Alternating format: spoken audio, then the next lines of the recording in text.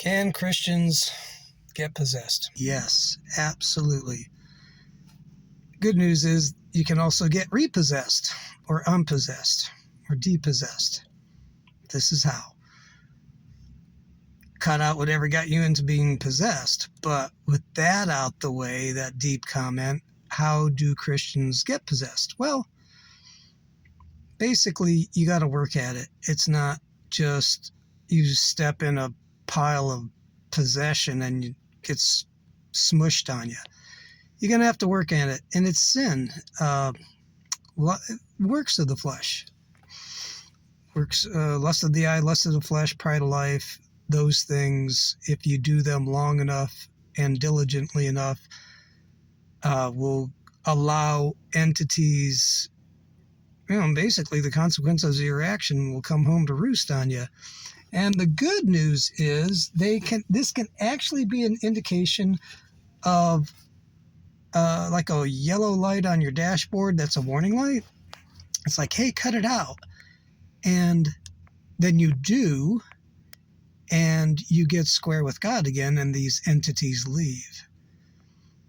So it's not like if you are possessed, and by the way, possession is really rare. Most of it's oppression, which is addictions and bad habits and stuff like that. Real possession is rare. It's when you are out of control, you black out, or you're like, you can see yourself, but it's in third person. And now if you have this, don't freak out, because the best example is the demoniac in the Gospels, where he came up to Jesus and he asked Jesus to heal him, and Jesus did free him. And he always had some part of his personality around him. So even if you're blacking out, there's still a part of you that is in control. So, there's hope. And, whatever is good, true, pure, I forget what, it's Paul who said, whatever things are good, whatever things are true, whatever things are praiseworthy, think on these things. That's a good start. And then there are the Beatitudes of Jesus, which is you do what he says, you're going to get what he says. If you don't do what he says, you're going to get what he says you're not going to get with him, which is peace, love, joy, kindness, meekness, temperance, long-suffering, fruits of the Spirit. You get the consequences of your action, but you can also get the good consequences of your good actions. Giving your heart to Jesus, step one. Baptism, real important. Laying on of hands is a good thing. It boots things out, but really figuring out what you're doing wrong.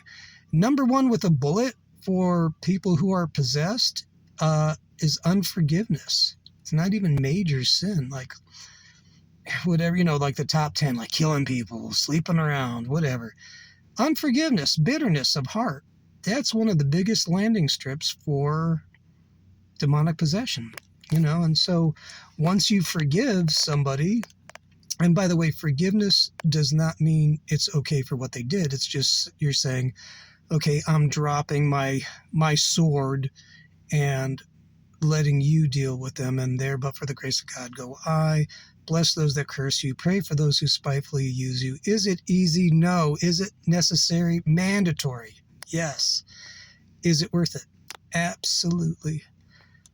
Is it doable? Yes, it is by his Spirit, Jesus, that's going to help you out. And that's the victory, because the end game, as much as demons are operating through you, when you get square with God and give him time, he will operate through you, and it's quite enjoyable. And you're in complete control, in harmony. It's more like a ballroom dance. It's like there's no one manipulating anyone. It's cooperation. Ballroom dance, like I don't know anything about that, but anyhow, that's what came to my mind. So, can Christians be possessed? Absolutely. Is it easy? Oh, another thing, hallucinogenics, ayahuasca, LSD, DMT. Stay away. No. You want some amazing mystical experience? Okay, I'm cool with that. Ask Jesus and pursue Jesus. He will give you something that will blow your mind. It will be better. It's actually not just better than the drugs, it's the original of what the drugs are imitating. Kind of like a fishing lure. Drugs are a fishing lure.